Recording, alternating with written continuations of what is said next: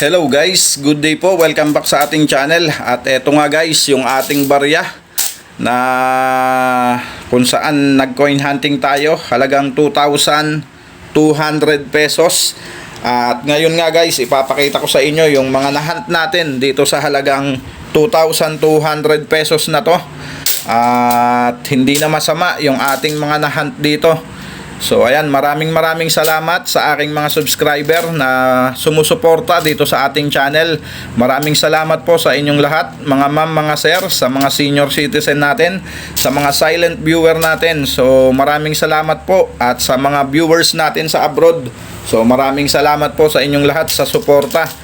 At ngayon nga guys, ito ipapakita ko yung ating nahunt dito sa ating halagang 200 pesos. So eto guys, ang year 2002 na extra sharp pointed star. So yan po yung hinahanap natin na variation dito sa year 2002. At medyo mahirap din makita yan guys, dahil ang karaniwan dito na nakikita natin ay yung Palmera shape na star. So ito po yung extra sharp pointed star. So ayan.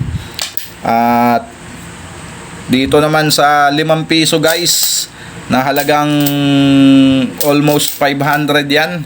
Isa lang yung ating nakuha dyan. Ito ang ating nakuha. Napakaganda. Ang frosted na year 2018. So ayan.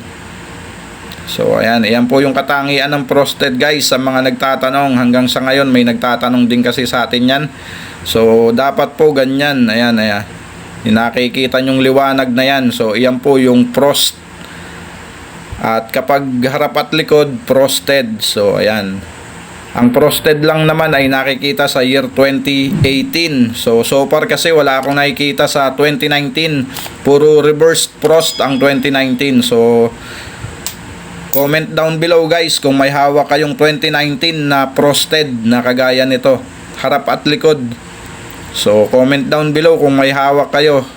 Pero ako, based on my coin hunting experience, ang lagi kong nakukuha dito sa 5 piso na round shape na year 2019 ay puro reversed frost. Ayan, wala pa ako nakukuha na 2019 dyan na frosted. So comment down below guys kung may hawak kayo. So ayan, eto sa 10 piso na NGC. So wala tayong nakuha dyan na year 2017, at mahirap na rin talagang makahunt nun sa sirkulasyon. At dito sa 20 pesos, so wala din tayong nahunt dyan. At dito sa BSP na 5 piso, so wala rin.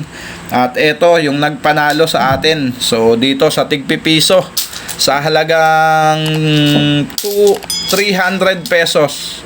300 ba? 200 yata. So hindi ko na maalala guys. Ito yung ating nahunt dyan, year 2017. So pansinin nyo yung kanyang mint year na 2017. So nabura na guys.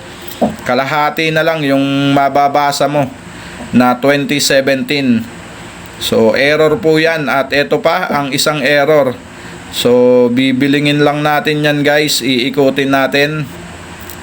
So ayan, halos 180 degrees yung kanyang naging error.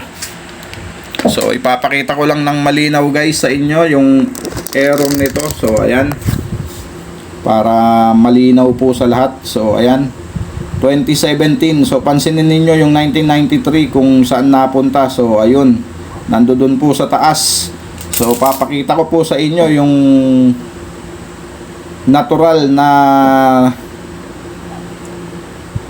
ano nito, yung common na dapat ganun yung kanyang ano. So ayan, year 2015,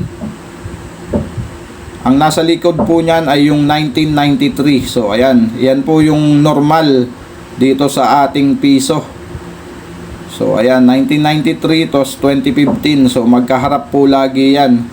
Etong nahunt natin ay rotated die error guys, at pati yung mint year niya nabura. So ayan, pansinin nyo yung 2017. Ayun, ang 1993, ang layo. Okay, so ito yung naging jackpot natin dito sa ating coin hunting. So, ayan, nakatatlo naman tayo guys. So, ayan lamang guys, maraming salamat po sa inyong suporta dito sa ating channel. Keep safe always and God bless.